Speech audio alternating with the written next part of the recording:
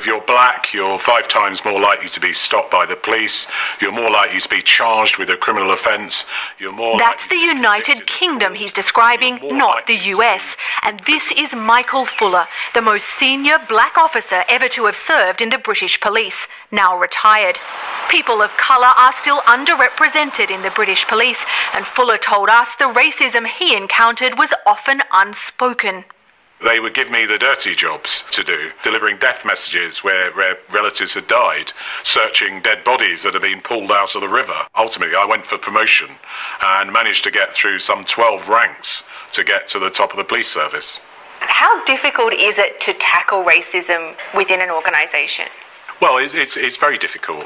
I was uncompromising in tackling racism in that I would call people out where I could, but sometimes the people being racist were my bosses.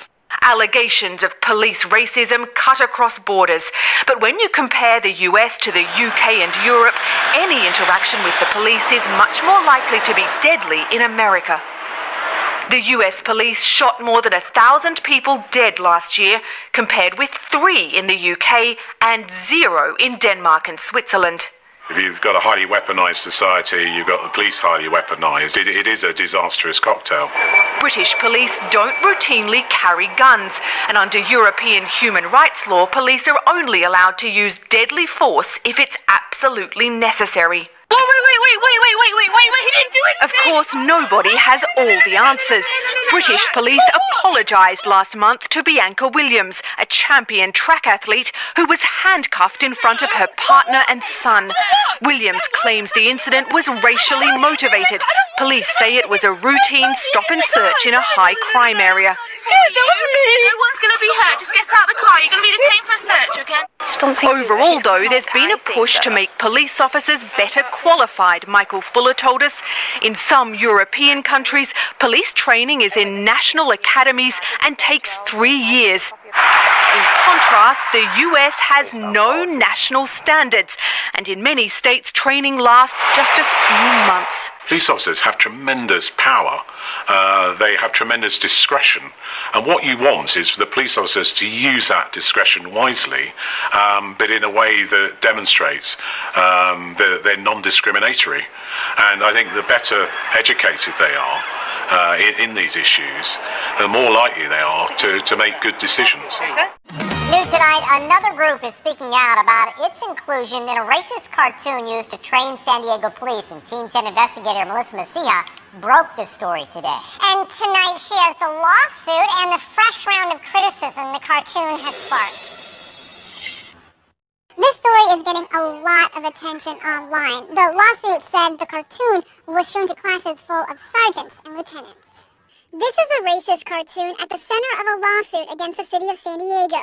Sergeant Arthur Scott, a 10-year veteran of the San Diego Police Department, is the one suing. In the lawsuit, Scott said this cartoon from the early 1900s was used to reference Officer Frank McCarter, the first black San Diego police officer, during a training session August of last year.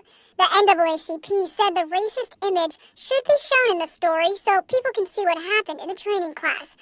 The cartoon shows McCarter as a monkey. If it's okay to do that for training officers, we can't possibly be moving forward. The cartoon also shows derogatory comments geared toward Asians. I'm surprised that the police department did not take action sooner. We have to be more mindful in terms of implementing cultural sensitivity and awareness into the training for all government officials.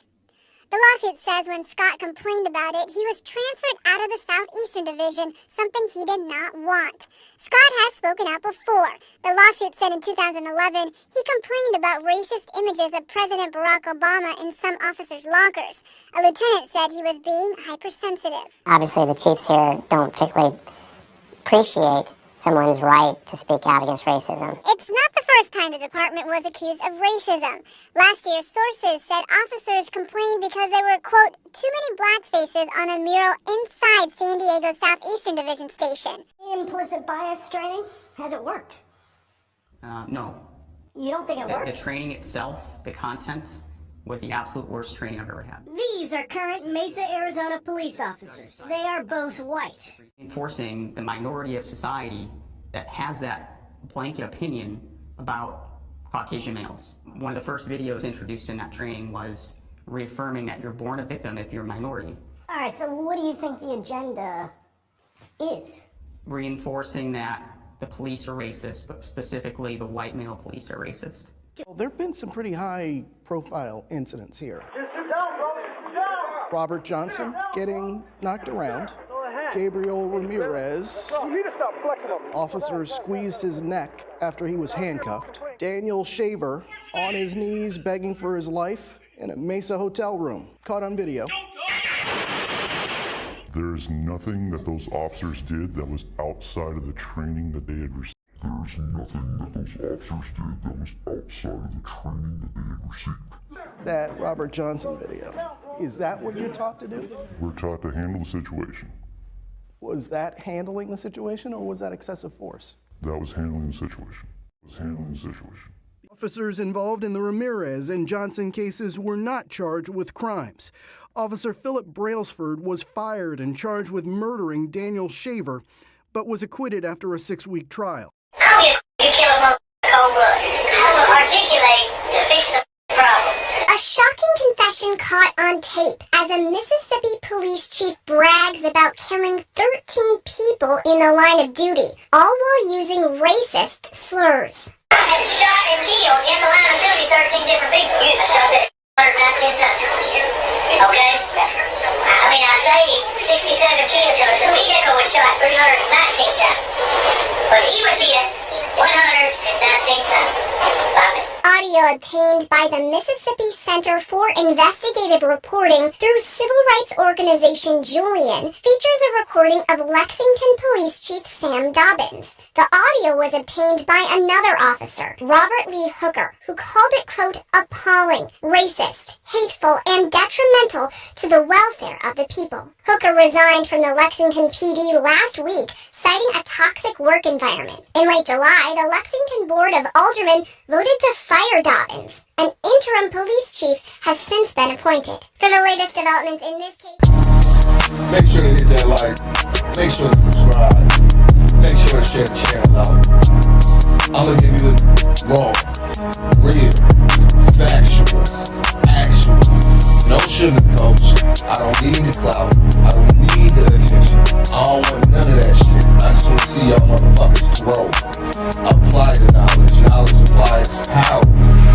I'm trying to give you your power back. I'm trying to help motherfuckers realize that they got the power. You know what I'm talking about? I'm not gonna waste your time with shit that don't matter. I'm not gonna waste your time with non-beneficial conversations. We don't waste time over here. We push a different area.